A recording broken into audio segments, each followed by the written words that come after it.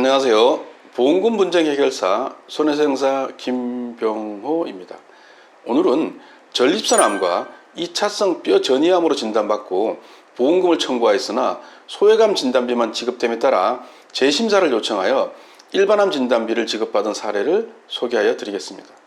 A는 2012년 1월경 홈쇼핑에서 판매하는 암보험에 가입하였는데 최근 대학병원에서 전립선암으로 진단받게 되었습니다.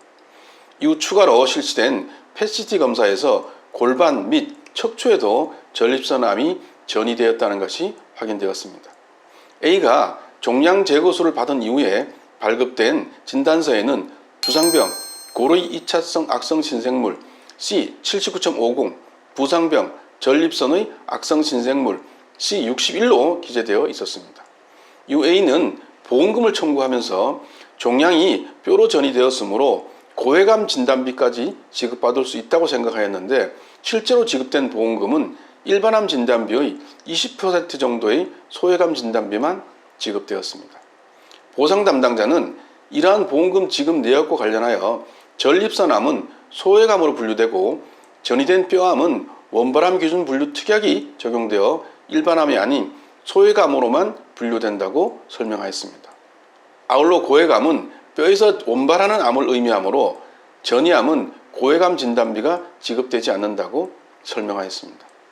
그런데 A는 뼈암으로 진단받았음에도 고해감 진단비가 지급되지 않은 곳과 원발암 특약이 적용되어서 소해감 진단비만 지급된다는 설명을 도무지 이해할 수 없어서 라온 손사에게 상담을 요청하였습니다. 라온 손사는 A로부터 보험 증권을 비롯하여 진단서, 조직검사 결과지 등의 자료를 받아서 자세하게 검토하였습니다. 먼저 고해감 진단비가 지급되지 않은 이유를 살펴보면 모든 암보험은 보장하는 고해감의 범위와 관련하여 한국표준질병사인분류에서 정하고 있는 질병분류 코드를 구체적으로 열거하는 방식의 기준을 제시하고 있습니다. 따라서 암의 발생 부위가 동일하다고 하더라도 고해감 분류표에서 표시된 질병분류에 해당하지 않으면 고해감 진단비 지급 대상이 아니라고 판단하고 있고 대부분의 하급심 판결도 위와 같이 판결하고 있습니다. 즉 A의 경우에도 뼈에서 원발하는 암이 아니고 전립선에서 전이한 암으로 진단되었는데 전이한 뼈암은 고해감 분류에 포함되어 있지 않아서 고해감 진단비가 지급되지 않았습니다. 다음으로 살펴볼 내용은 원발암 기준 분류 특약으로 인하여 일반암으로 진단받고도 소해감 진단 보험금만 지급된 것이 타당한지 여부입니다. 결론부터 말씀드리면 이러한 쟁점은 이미 갑상선 전이암과 관련한 분쟁에서 대부분 정리된 사안이고 법리적으로도 매우 유사하므로 보험계약 당시 보험사의 설명 의무가 제대로 이행되었는지에 따라서 보험금 지급 여부가 결정된다고 할 것입니다. 한편 A는 2012년 1월경에 홈쇼핑에서 판매하는 암보험에 가입하면서 상담사로부터 암보험에 관한 설명을 들었는데 녹취록을 확인한 결과 원발암 특약에 관한 설명은 없는 것으로 확인되었습니다.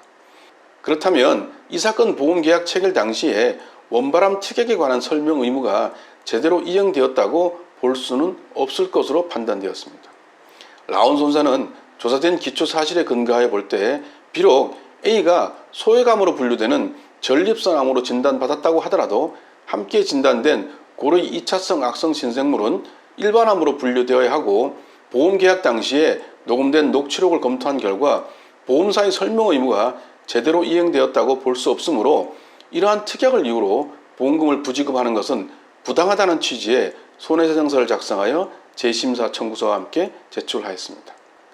그러자 보상 담당자는 라온 손사가 주장한 쟁점에 관하여 내부적인 조사와 검토 이후에 지급 여부를 결정하겠다고 안내하였습니다.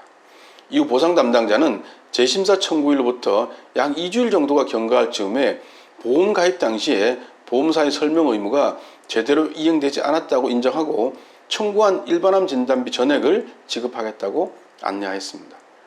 라온 손해사정은 보험 소비자의 권익을 보호하기 위하여 최선을 다하고 있습니다. 여러분도 유사한 사례에 해당한다면 반드시 암보험 전문가와 상담하시기 바랍니다. 전문성과 풍부한 경험은 보험 분쟁 해결이 기본입니다.